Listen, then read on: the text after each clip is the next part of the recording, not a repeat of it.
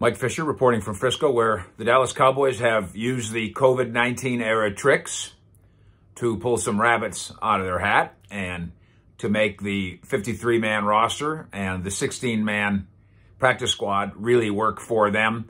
The number one story here is the story we broke over the weekend, the idea that the Cowboys would call Brandon Carr, who of course lives in DFW, and say, why don't you come down and let's work out a little bit. Let's give you a COVID-19 test or two, and then let's sign you, but not to the roster. Let's sign you to the practice squad. Brandon Carr now becomes, at age 34, the second oldest guy to ever be on a practice squad. I'm quite sure Josh McCown, the quarterback, who's doing a similar thing in Philadelphia, he'll be the QQ in Philadelphia, the quarantine quarterback. He'll stay in Texas, and if they have an emergency, if they need somebody, they'll call him up to Philly. Same thing here, except I think Brandon Carr will be in the building.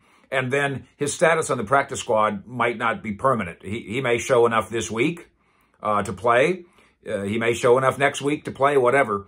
The trick this year on the practice squad is not only can you have 6 of the 16 guys, normally, by the way, a 10-man practice squad, 6 of the 16 guys, I believe, can be non-traditional, that is, older than have the usual 2 years of experience. Brandon Carr comes in there.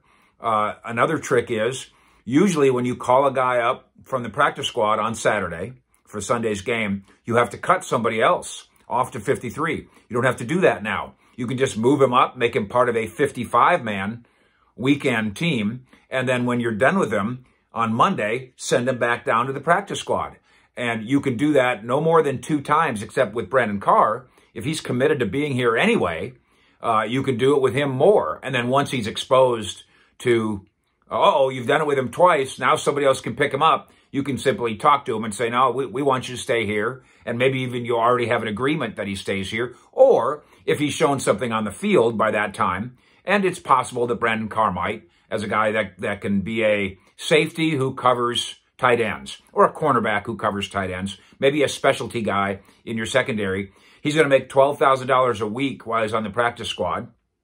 That's a fraction of what a real live NFL player who's getting snaps would make, especially one who's got 13 years of experience. So they can kind of rejigger that later and give him a real contract if they want to. But very clever work by the Cowboys here to add a competent defensive back body who has versatility, position flex, but also has ego flex enough that he's willing to say, yeah, I'll be the 34-year-old on the practice squad with a bunch of 20-year-olds. Sure, I'll do that for a while and see how it works. A good guy in Brandon Carr, still a good player, but most of all, an Iron Man who never misses a practice, never misses a meeting, and I think 192 straight games now he plays.